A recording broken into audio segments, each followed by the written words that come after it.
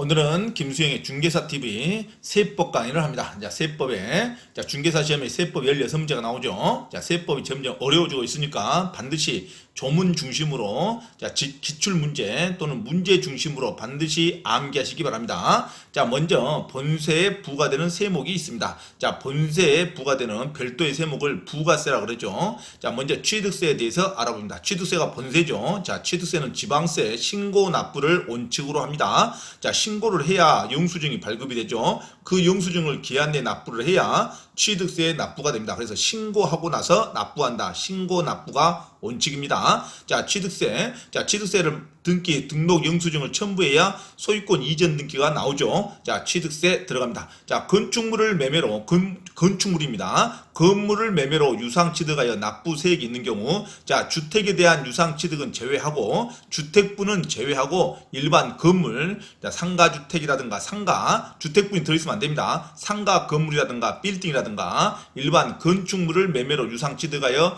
납부세액이 있는 경우에 그 표준세율을 2%로 적용하여 산출한 세액의 10%의 농어촌 특별세가 부과가 됩니다. 그래서 표준세율을 2%로 적용해서 그 산출한 세액의 10%를 농어촌 특별세로 적용합니다. 그러니까 표준세율 2% 적용되는 건물의 취득세에 한해서 농어촌 특별세가 10%가 적용된다는 말입니다. 자, 그 다음에 표준세율을 2%를 뺀 세율. 자, 표준세율에서 2%의 세율을 뺀 세율을 적용해서 산출한 세액의 20%를 지방교육세로 납부를 합니다. 그래서 취득세는 세율이 아주 다양하게 구분되어 있습니다. 그 중에 취득세 세율, 표준세율이 2%만 부과되는 세율이 있어요. 그 표준세율에 해당하는 취득세 항목에서 10%를 농어촌 특별세를 내는 거고, 그 다음에 중과 기준세율이라고 있습니다. 중과 기준세율 2%를 말하는데, 자, 표준세율에서 중과 기준세율을 뺀 세율, 그러니까 2%를 뺀 세율을 적용하는 취득세 항목이 있습니다. 그 취득세 항목에 걸려 있을 때는 그 세액의 20%를 지방교육세로 납부한다. 자, 그래서 단순히 외우면 취득세는 10% 농어촌 특별세, 그 다음에 20% 지방교육세가 별도로 부과되는 항목이 있습니다. 자, 주의할 점, 모든 취득세, 농어촌 특별세와 지방교육세가 전부 부과되는 건 아니에요. 자, 취득세 세목 중에 표준세율 2%만 적용되는 취득세 세목에서 그 세목에서 10%를 농어촌 특별세가 부가세가 된다는 거하고, 그 다음에 기준 표준세율에서 중과 기준세율 2%를 별도로 뺀 세율이 있습니다. 기준 표준세율에서 중과 기준세율 2%를 별도로 뺀 세율을 적용되는 항목에 있어서 그 세액의 20%를 지방교육세로 납부를 합니다. 자, 취득세에는 부가세가 농어촌 특별세가 있고, 그 다음에 지방교육세가 있다는 거 주의하셔야 됩니다. 그 다음에 등록면허세는 납부세액의 20%를 일률적으로 모든 등록면허세의 20%가 지방교육세가 또 별도로 부과가 되어 있습니다. 그래서 등록면허세액의 20%가 지방교육세가 된다는 거. 그 다음에 감면세액이 있습니다. 등록면허세 감면세. 등록면허세가 감면됐을 때 20%를 농어촌 특별세를 별도로 낸답니다. 등록면허세 감면이 됐을 때 20%의 농어촌 특별세가 별도로 부과가 됩니다.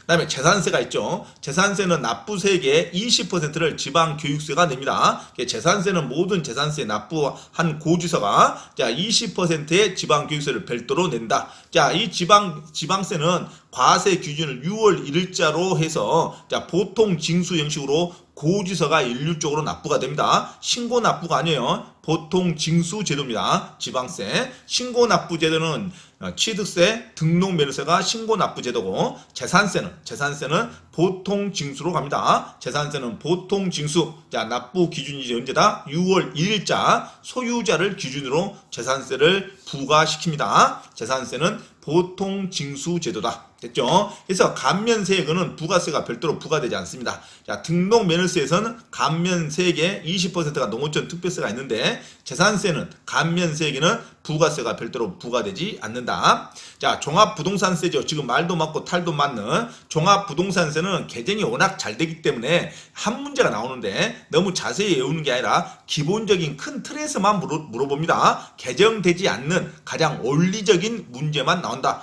종합부동산세 한 문제 나옵니다. 16문제 안에서. 그래서 16문제 안에서 한 문제가 예정되어 있기 때문에 부동산세 개정이 많이 됐다고 해서 너무 어렵습니다. 뭐 공부 못하겠습니다. 그러면 안 돼요. 자, 세법 16문제에서 유일하게 한 문제 나오니까 종합부동산가 어렵다 하더라도 나머지 세법을 열심히 외우셔서 10문제 가까이 맞추셔야 됩니다. 자, 종합부동산세는 납부세액의 20%를 농어촌 특별세로 부과가 됩니다. 종합부동산세는 납부세액의 20%를 농어촌 특별세로 부가세가 된다. 그 다음에 양도소득세 있죠. 양도소득세는 감면세액에서 20%만 농어촌 특별세가 부과가 됩니다. 그래서 본세에 부과되는 세목이 양도소득세는 감면됐을 때 20%의 농어촌 특별세가 있습니다. 자, 지방소득세는 이제 부가세라고 하지 않습니다. 지방소득세도 별도로 독립세로 별도로 신고납부로 올라갔습니다. 예전에는 양도소득세 내면 그 중에 20%를 지방소득세 또 내는 건데 이게 없어졌습니다. 지방소득세가 완전히 없어진 게 아니라 지방소득세가 양도소득세의 부가세가 아니라 별도로 신고납부하는 걸로 제도가 바꿔졌다. 이렇게 생각하시면 되죠. 그래서 지방소득세는 본세에 부과되는 세목이 아니다로 가야 됩니다. 양도소득세에 한해서. 양도소득세에 부과되는 부가세는 감면했을 때 20%를 농어촌 특별세가 부과된다. 농어촌 특별세만 부가세로 남아 있습니다. 자, 지방소득세는 별도로 신고납부하는 독립세로 변화가 됐습니다. 개정이 됐다 이겁니다. 그래서 양도소득세는 부가세가 농어촌 특별세만 있다는 거. 자, 이 정도. 자, 본세에 부과되는 세목. 자, 취득세는 농어촌 특별세, 지방교육세가 있다. 하지만 모든 취득세, 농어촌 특별세와 지방교육세가 부과된 게 아니라 취득세 여러 가지 세율 기준 중에 표준세율 2%를 적용하는 취득세에 한해서는 그 세액의 10%가 농어촌 특별세고 취득세 표준세율에서 중과 기준세율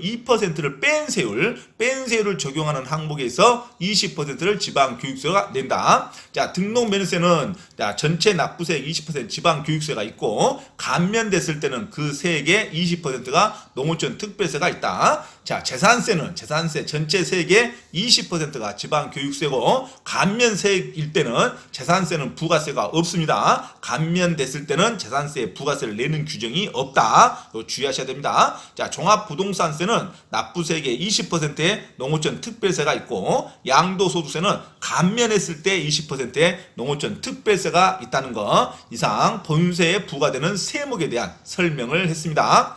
자, 그러면 이 시간에는 일단 제척기간에 대해서 설명을 합니다. 자, 제척기간이죠. 자, 세법에 있어서 세금을 징수하는 기간이 지방세는 지방자치단체가 징수하는 거고 국세는 세무서에서 관할 세무서 사람 주소지 관할 세무서에서 부과를 합니다. 세무서에서 부과하는 것을 국세라 그러고 지방세에서 부과 징수하는 것을 지방세라 그럽니다. 이 중에서 이 지방세와 국세 합쳐서 제척기간이 있습니다. 이 제척기간이라는 것은 이 기간 안에 징수하지 않으면 이 세목을 징수할 수 있는 권한이 없어지는 것을 말합니다. 그래서 제척기간이 있습니다. 이 제척기간 안에 반드시 부가 징수를 해야지 이 기간이 도가되면 부가 징수할 수 있는 권한이 없어집니다. 제척기간이 있고 또 세법에는 별도로 소멸시효도 있습니다. 그래서 제척기간에 해당하면은 기간을 징수할 수 없는 거고 또 소멸시효 그 기간이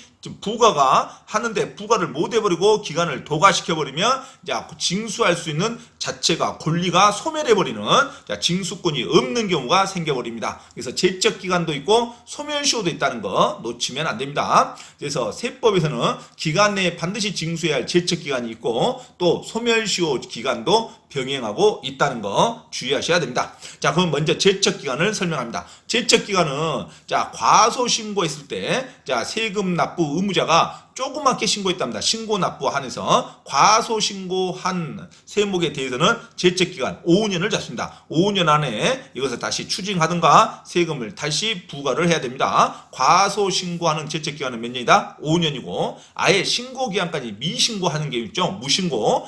미신고 또는 무신고할 때는 제척기간 7년으로 늘어납니다.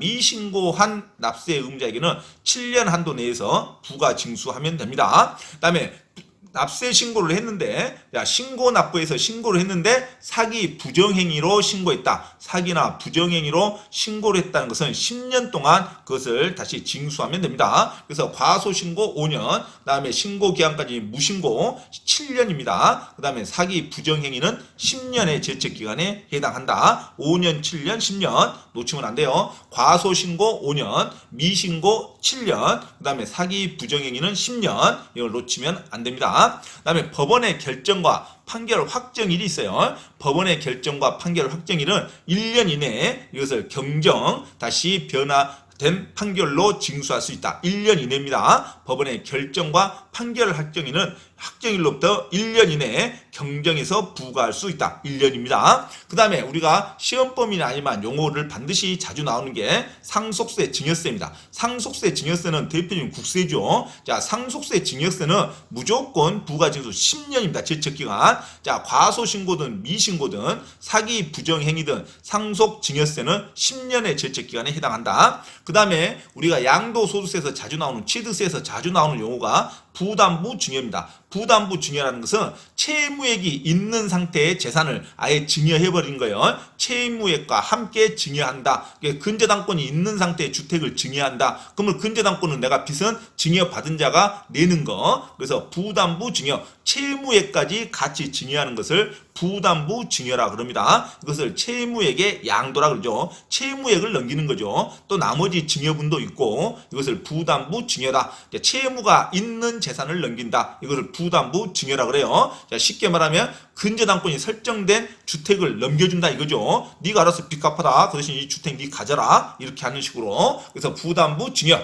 자, 부담부 증여는 채무액이 있는 증여라 생각하시면 됩니다. 이것도 과소신고든 미신고든 사기 부정행위든 10년의 제척기간이 생깁니다. 그러면 일단 부과할 수 없는 기간, 자, 세무서에서 반드시 국가 징수기관에서 그 기간 안에 부가 징수해야 하는 기간, 제척기간은 5년, 7년, 10년이 됩니다. 5년, 7년, 10년. 5년은 가소신고, 그 다음에 미신고는 7년, 그 다음에 사기 부정행위는 10년, 상속세, 증여세, 부담부 증여는 이후 여부를 불문하고 무조건 10년. 자, 이렇게 외우셔야 됩니다. 자, 나머지, 자, 세부적인 항목에 대해서 들어갑니다. 자, 1번 부동산 실권리자 명의등기에 관한 법률, 그러니까 부동산 실명제 입법 위반이죠. 부동산 실권리자 명의등기에 관한 법률에 따른 명의신탁 약정인 경우, 자, 명의신탁 약정 차명계좌입니다. 이것은 현재 부동산 실명제법으로 인정하지 않습니다. 그래서 차명계좌 명의신탁 약정인 경우에는 자, 신고가 사기 부정행위로 봅니다. 사기 부정행위로. 그래서 제척기간은 10년으로 적용합니다. 그래서 부동산 실명제법 위반으로 명의신탁 약정인 경우에는 사기 부정한 행위로 보기 때문에 납세자가 신고서를 제출하지 않았다 하더라도, 미신고죠. 신고서 제출하지 않으면 그건 미신고는 원래 7년인데, 자, 명의신탁 약정에 의할 경우에는 미신고라 하더라도 제척기간을 몇 년으로 본다? 10년으로 봅니다. 10년. 사기 부정한 행위로 봐요. 그러니까 부동산 실명제법 위반이기 때문에. 그래서 부동산 실명제법 위반에 따른 명의신탁 약정인 경우 이렇게 나오면 비록 신고서를 제출하지 않았다 하더라도 미신고 7년으로 보면 안 됩니다. 명의신탁 약정인 경우는 자, 미신고이더라도 몇 년으로 제척기간 본다? 10년입니다. 제척기간 10년으로 한다. 7년 아니에요. 이거 놓치면 안 됩니다. 그 다음에 지방소득세, 일반 지방소득세 하면은 세목이죠. 일반 지방소득세인 경우 납세자가 신고서를 제출하지 않았답니다. 이게 미신고로 가야 되겠죠. 이것은 미신고 제척기간 7년으로 본다. 자, 신고서를 제출하지 않은 게 미신고, 무신고죠. 7년으로 봅니다. 자, 5년은 과소신고했을 때 5년이죠. 그래서 신고서를 제출하지 않은 경우 제척기간은 7년으로 본다고 해야지 5년으로 본다고 하면 안 됩니다. 그 다음에 행정소송에 대한 판결이 확정된 날로부터, 어떤 판결이 확정된 날로부터 몇 년? 1년입니다. 1년이 지나기 전까지는 해당 판결에 따라 경정결정이나 그 밖에 필요한 처분을 할 수 있다. 그러니까 경정결정이나 필요한 처분을 할 수 있는 기간 몇 년? 1년 이내에 하는 겁니다. 판결이 법원의 결정이나 결정 확정일, 판결이 확정된 날로부터 몇 년 이내? 1년 이내로 경정 결정이나 그 밖에 필요한 처분을 할 수 있다고 합니다. 자, 제척기간의 특징이죠. 제척기간이 경과하면 과세할 수 있는 권한 자체가 소멸해 버립니다. 그러니까 세무서에서 또는 국가기관에서 이 기간 놓쳐버리면 자 국민들한테 세금을 추징할 수 있는 권한이 없어져요. 그래서 제척기간이 경과하면 과세할 권한이 소멸합니다. 그래서 제척기간 경과 후에 과세 처분은 당연히 무효가 됩니다. 이 기간 안에 징수를 해야 됩니다. 이 기간 제척기간 경과 후 과세 처분은 당연히 무효가 된다. 자, 제척기간에는 중단과 정지 제도가 없습니다. 그냥 인류적으로 시간의 흐름을 말합니다. 그래서 제척기간에는 중단과 정지 제도가 없다. 자, 중단과 정지 제도는 소멸시효에만 있습니다. 소멸시효에만. 제척기간은 무조건 그 기간 안에 징수하지 못해버리면 그 기간이 도과되면 징수할 권한이 없어지는 것을 제척기간이라 그럽니다. 자, 과소신고는 원래 몇 년? 5년, 무신고는 7년, 사기 부정한 행위는 10년인데, 자, 부담부 증여와 상속세 증여세는 모두 10년으로 간다. 그 다음에 등기 명의신탁법 위반, 자, 부동산 명의신탁법 위반으로, 자, 명의신탁 약정인거, 실명제법 위반 약정인거는 비록 무신고 하더라도 제척기간을 10년으로 인정한다는 거 놓치시면 안 됩니다. 자, 그 다음에 소멸시효에 들어갑니다. 자, 소멸시효는 자, 절차법적 국세 징수권을 말합니다. 절차법적 국세 징수권.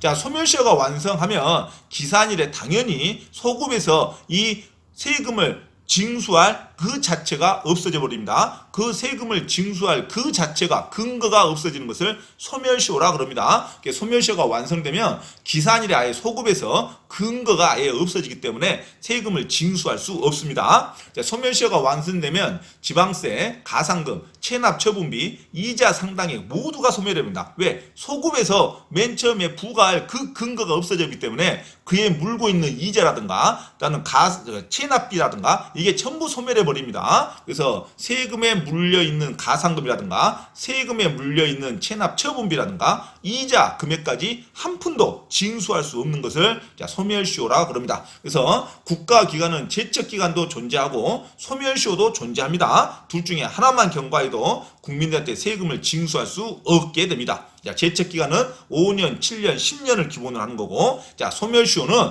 기간이 정해져 있습니다. 자, 소멸시효 기간, 국세와 지방세가 나눠진다는 게 중요합니다. 자, 국세는 자, 5억 미만일 때는 소멸시효가 5년으로 잡습니다. 5로 갑니다. 5억 미만일 때, 세액이 5억 미만일 때는 소멸시효 기간을 5년으로 잡습니다. 자, 5억이 이상일 때는, 5억부터는 소멸시효를 10년으로 봅니다. 5억 미만일 때는, 5억이 안 될 때는 소멸시효 기간을 국세는 5년, 5억 이상일 때는 소멸시효 기간을 10년으로 잡습니다. 자, 지방세는요. 지방세는 금액 좀 작죠, 느낌에. 그래서 기준이 5천만 원이 기준입니다. 5천만 원 미만일 때는 소멸시효를 5년으로 보고 5천만 원부터는 5천만 원 이상일 때는 소멸시효를 10년으로 봅니다. 그래서 소멸시효는 국세와 지방세 똑같이 5년, 10년으로 잡습니다. 그래서 국세는 5억 미만일 때는 소멸시효 5년, 5억 이상, 5억부터는 소멸시효가 10년이고 지방세는 5천만 원 미만일 때는 5년, 5천만 원 이상일 때는 10년으로 잡습니다.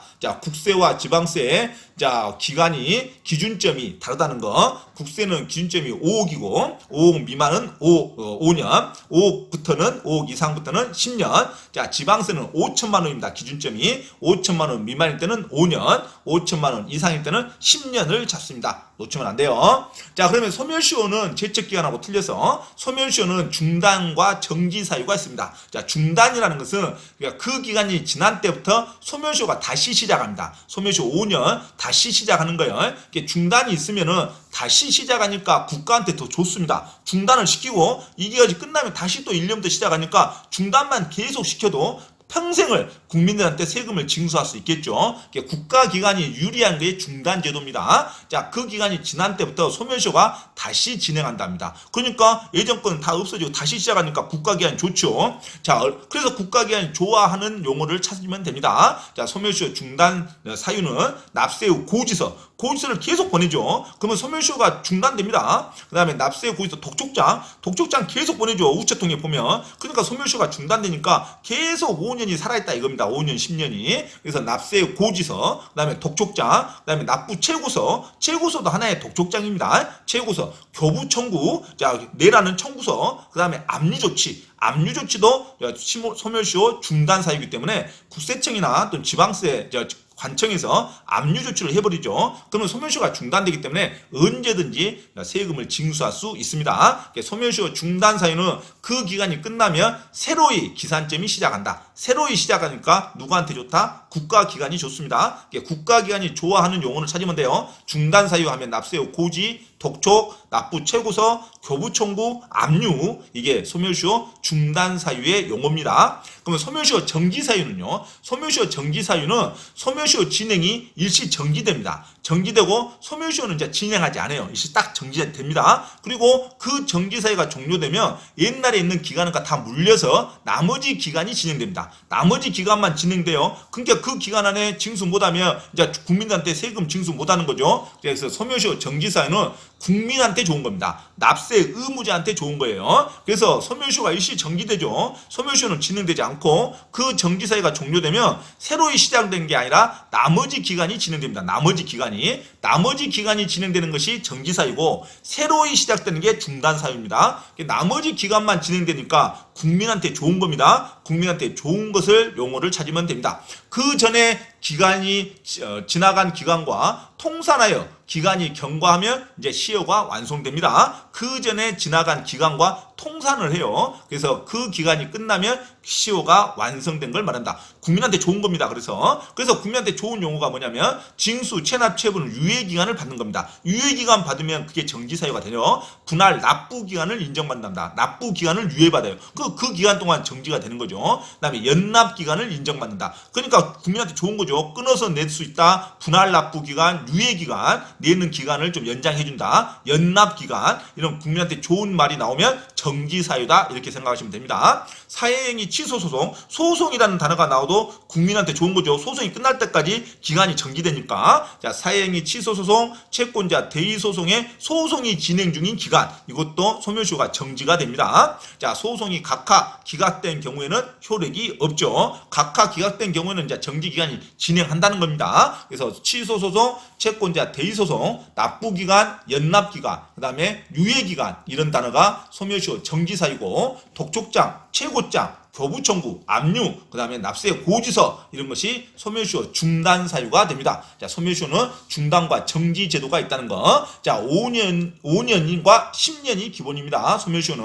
자, 국세는 5억 미만일 때는 5년, 5억 이상부터는 10년, 지방세는 5천만 원 미만일 때는 5년, 5천만 원 이상부터는 10년이 됩니다. 자, 소멸시효 반드시 기간을 놓치면 안 돼요. 5년, 10년밖에 없으니까. 자, 소멸시효와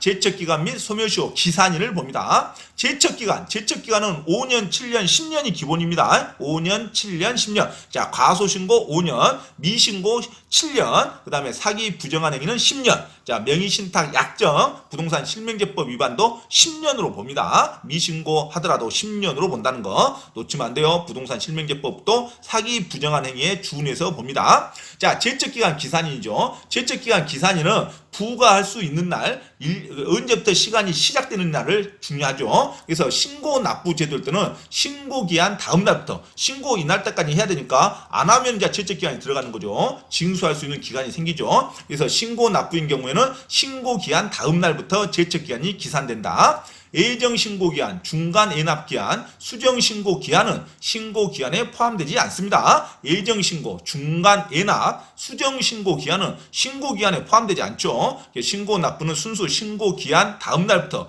기산된다, 시작된다. 자, 부가징수는 재산세를 말합니다. 자, 부가징수인 경우는 납세 의무 성립일부터 기산이 됩니다. 납세 의무 성립일부터 기산이 된다. 납세 의무 성립일부터 국가가 징수할 수 있는 권한이 갖죠. 그래서 납세 의무가 성립하는 날부터 기산점이 시작된다. 온천징수의 경우 기산점은 온천징수세액 납부기한 다음 날부터 부과할 수 있는 권한이 생기죠. 온천징수세액 납부기한 다음 날부터 기산이 된다. 자, 그 다음에 소멸시효 기산일은, 소멸시효는 신고에 의해서 확정되는 경우, 신고 납부일 때, 신고 납부기한 다음 날이죠. 당연히 소멸시효도. 자, 신고 납부기한 다음 날부터 제척기간이든 소멸시효든 기산점이 시작됩니다. 신고 기한일에 한다고 하면 안 돼요. 그 다음 날부터 제척기간이든 소멸시효든 기산점이 시작된다. 그 다음에 결정, 납세 고지에 의해서 확정되는 경우, 재산세를 말하죠. 보통 징수, 결정, 납세 고지에 의해서 확정되는 경우는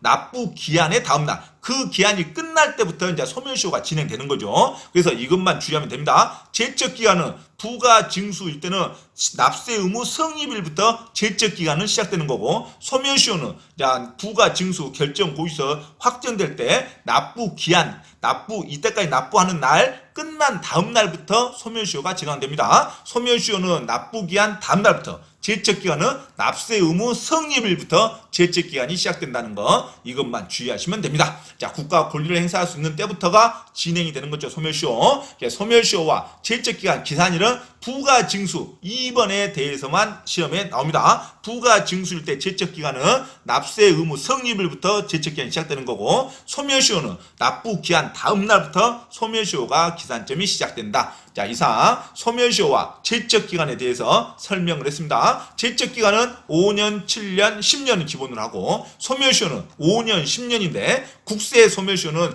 5억 미만일 때는 5년, 5억 이상부터는 10년, 그 다음에 지방세는 5천만 원 미만일 때는 5년, 5천만 원 이상일 때는 10년의 소멸시효가 된다는 거 놓치시면 안 됩니다. 이상 세법의 제척기간과 소멸시효, 그 다음에 본세에 부과되는 부가세에 대해서 강의를 했습니다. 반드시 반복 숙달하시기 바랍니다.